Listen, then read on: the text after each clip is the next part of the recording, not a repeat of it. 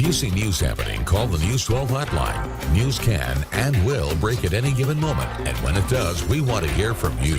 Make sure News 12 has the stories in your community that need to be told. When breaking news happens, Texoma turns to us.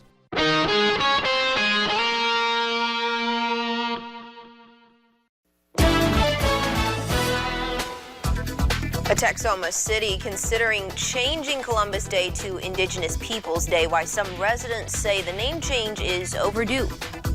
And a proposal to end the sale of animals in public places, who would be exempt from the ban if it passes.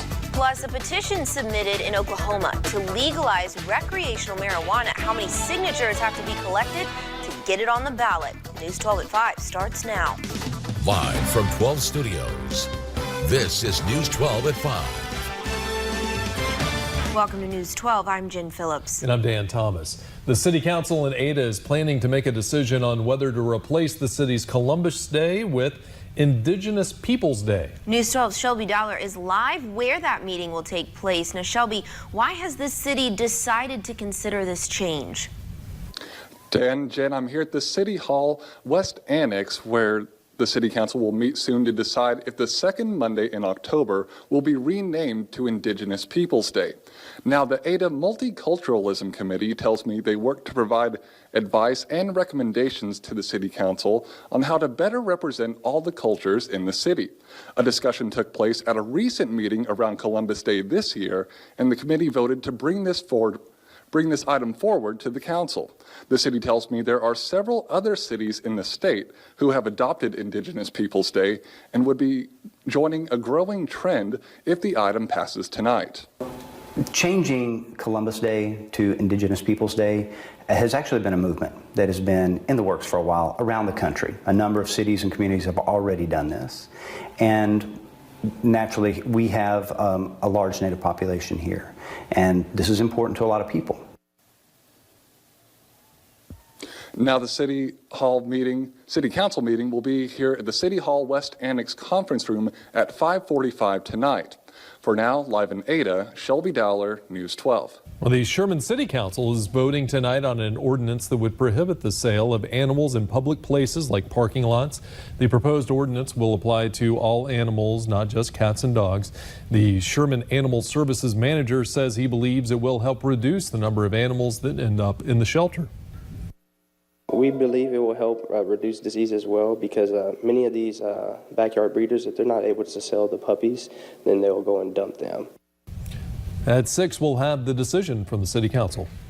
Well, plans for a proposed Sherman apartment complex are up against some opposition from folks who live near the area. A petition has gathered close to 200 signatures from people who are against low-income apartment development near where they live or work. The proposed complex is composed of 12 buildings with 720 bedrooms total. It would be built on 12.9 acres on East Lamar Street near the current Sherman High School. Sherman Planning and Zoning will discuss these plans further tomorrow night. Well, we'll check the weather now. That drizzle, that nasty drizzle from this morning is gone, but the cold and the wind remains. That's right. Chief Meteorologist Steve Lenore joins us now live in the Weather Center. Steve, how cold is it going to feel tonight? It's going to be feeling like the teens on your exposed skin, so don't do that. Bundle up. I'm sure you figured that out if you've been outside the day. It has just been raw and cold. The wind's still blowing, as you can see, in the 15 to 25 mile per hour range, and that really won't change much overnight. So again, what we have now is what you're going to get overnight, but temperature's slowly falling, so it'll be even worse as far as the cold it feels in the area tonight. Temperatures already around freezing across our northern half of Texoma. Elsewhere, not much above freezing, and here's how cold it feels right now. Now, going through the overnight, feels like temperature forecast, you can see we do slip on down into the upper teens to lower 20s, and it kind of stays there overnight. But some better news in the forecast for tomorrow and midweek. Next chance of rain is also on the 7-day when I come back. All right, thanks, Steve. Well, 2 Oklahoma City women are launching a petition for a public vote to legalize recreational marijuana statewide. Once it's been reviewed, supporters will have 90 days to gather nearly 178,000 signatures to qualify the question for the ballot. If approved, it would amend the Oklahoma Constitution to allow for adult use of marijuana. It would also impose a 15% tax. Well, a Texas State University student is suing following a fraternity fight caught on camera.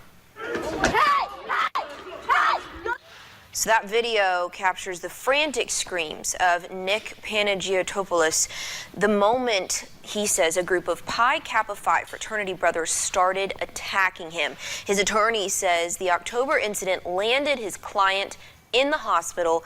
He was out of class for weeks. Panagiotopoulos is now suing the local and national chapters of Pi Kappa Phi, alleging they have a history of encouraging overconsumption of alcohol, hazing, and violence. Both the school and the fraternity have declined to comment. Well, the military academies at West Point and Annapolis are investigating whether students were flashing racist hand signs before the Army-Navy football game on Saturday. Several cadets and midshipmen were seen making a gesture that resembles one used by white supremacists. David Martin reports. Video from ESPN's College Game Day Saturday shows 3 cadets and midshipmen flashing the hand sign, some of them making a point to show their hand to the camera. This meaningfulness and the significance extends well beyond just when the two teams play each other. The hand gesture is similar to the OK sign.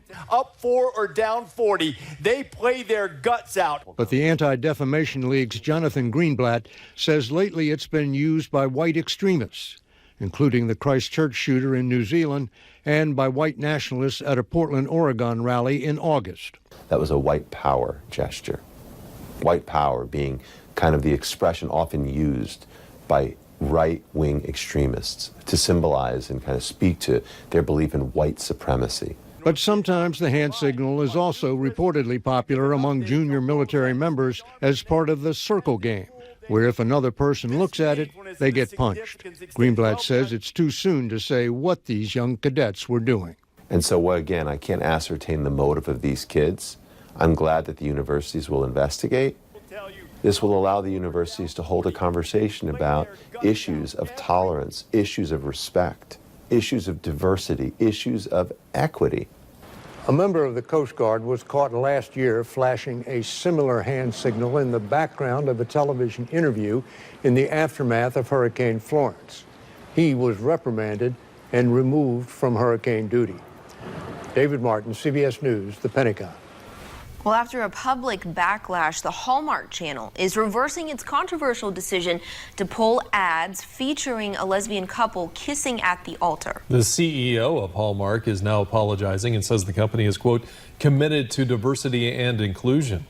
Nikki Batiste reports. I, Taylor, would pick Zola to have and to host our wedding website. A commercial meant to show a celebration of love. We do. I do. Became the center of controversy after Hallmark blocked it from airing on its channel. The network removed 4 ads from wedding planning website Zola that featured lesbian brides after the conservative group 1 Million Moms campaigned to have them removed. I, Eleanor. I, Eleanor. 2 Zola ads featuring only heterosexual couples were allowed to air. Notable LGBTQ figures immediately weighed in. On Twitter, Ellen DeGeneres wrote, "Isn't it almost 2020? What are you thinking?"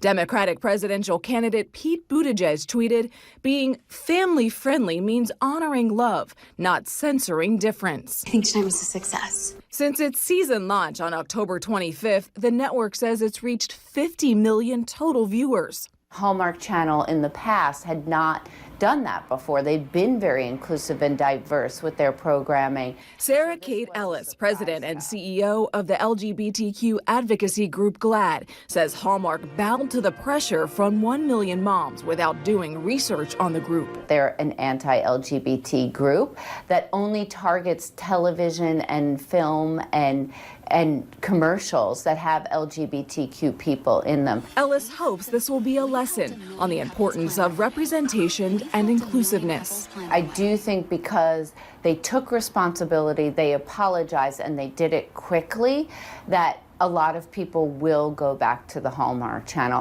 Hallmark says it will work with GLAAD to better represent the LGBTQ community across its brands. We've reached out to 1 Million Moms about Hallmark's decision and have not heard back. Nikki Batiste, CBS News, New York. Homeowners saying hackers are accessing their indoor security cameras. What you can do to prevent strangers from watching your every move.